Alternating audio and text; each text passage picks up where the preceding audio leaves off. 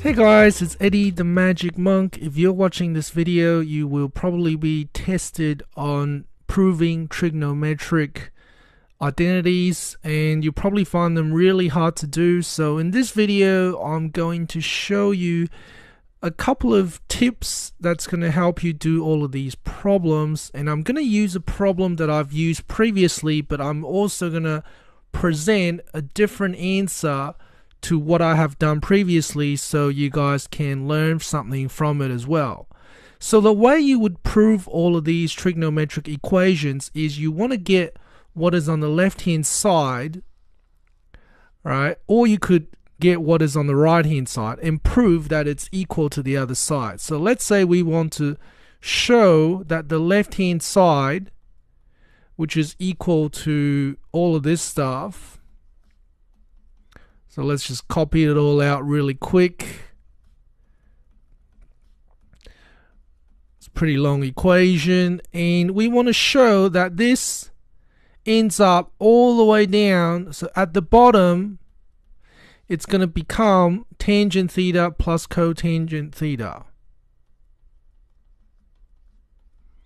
Okay, so we want to go from here. Somehow we're going to keep working on that all the way down to here. Alright, so let me just move this down a bit because we're probably going to need a bit more working out. So I'm going to move it all the way down here. Now, the trick that I'm going to show you is that instead of just going downwards from the top, I'm also going to go upwards from the bottom. So instead of just working towards the answer, I'm also going to be working backwards at the same time. So that's tip number one. Tip number two is I'm going to try and change everything to just sine and cosine. Okay, so for example, tangent, if you guys remember, is equal to sine over cosine. Okay, and then cotangent is equal to cosine theta over sine. Alright, so I can do that to start off. So I can do that sine square theta instead of tangent. I've got sine theta over cosine theta plus cosine square theta times, oops, this seems a bit messy here, times cotangent is cosine theta over sine theta plus 2 sine theta cosine theta, and then going backwards from the bottom, I'm going to change tan theta to sine theta over cosine theta. I'm going to change cotangent to cosine theta over sine theta. Okay, so gradually going back, gradually going down, hopefully they will equal somewhere in the middle. So then this left fraction turns into sine cube theta over cosine theta. This middle fraction becomes cosine cube theta over sine theta. And then we got plus 2 sine theta cosine theta. Okay, so getting closer and closer. The bottom bit, I'm going to also combine these two fractions.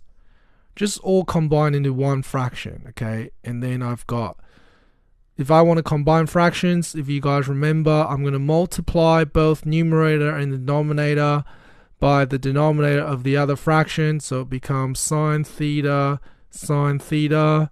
and then the bottom becomes cosine theta, sine theta, plus the second fraction, multiply by the denominator of the other fraction is sine theta, cosine theta, and then cosine theta times cosine theta is cosine theta times cosine theta. Okay, combining that into one fraction, that's cosine theta sine theta, and then that's sine square theta plus cosine square theta. Okay, and then if you guys remember, sine square theta plus cosine square theta is equal to 1. That was one of the original trigonometric Pythagorean identities. So that's 1 over cosine theta sine theta. Okay, so I've worked backwards all the way from here all the way up to here. So we're running out of room, so I'm just gonna move this down. That's the downside of doing this on paper, is you probably need 2 sheets of paper. Okay, so now let's keep working off here. Let's get rid of that bit. Get rid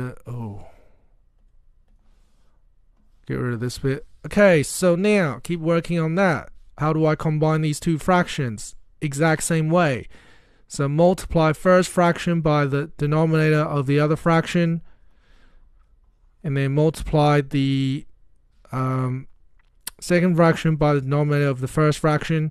So sine cubed theta times sine theta becomes sine to the power 4 theta. And then so the bottom, all right, this fraction times this fraction, so I can just write that there because they'll eventually combine. And then cosine cubed times cosine theta becomes cosine theta to the power of 4. So these two fractions combine into this, plus 2 sine theta cosine theta, just copying that down. Okay, now if I want to combine these two terms, I need to multiply the right hand side, which is the same as this term divided by 1. I'm going to need to multiply this term by cosine theta sine theta on both the numerator and the denominator. I'm allowed to do that with fractions because they remain equal if you multiply by the same thing on both the numerator and the denominator. So now I can combine these two into one fraction, all right, same denominator. And the top is going to be sine to the power of 4 theta plus cosine theta to the power of 4 plus 2. And then if I combine these two terms, I'll get sine square theta cosine square theta. Okay, now the top bit should look similar to an equation that you've seen before, and that is a plus b squared equals a squared plus b squared plus 2ab. Okay, hopefully you have seen that expansion. So now I can simply use that, and I'm going to let a equal sine square theta, let b equal cosine square theta, and I can simply just substitute a and b into this formula, and I can say that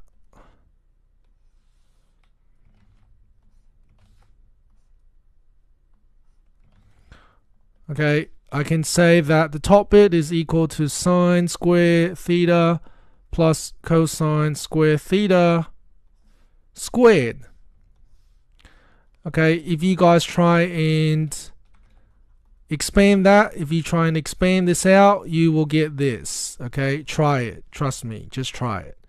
Okay, so why can we do that? Because we can follow this formula. So just try that out. Okay, so now sine square theta plus cosine square theta. If you guys remember the trig identity, sine square theta plus cosine square theta equals 1. So I can simply put that number inside the bracket. So that's 1 squared over cosine theta sine theta. 1 squared is equal to 1. So now I am up to exactly where I was. So now I can get rid of this line. Okay, and I can simply just continue. So I can keep going, and then I can get to the bottom. Okay, so this is a very creative way to doing a problem. So I'll give you guys 2 tips again. First tip, change everything to sine and cosine. Second tip, work from the top towards the bottom and work from the bottom towards the top. So now we end up with the right hand side. Left hand side is equal to the right hand side. Okay, thanks for watching, guys. See you next time.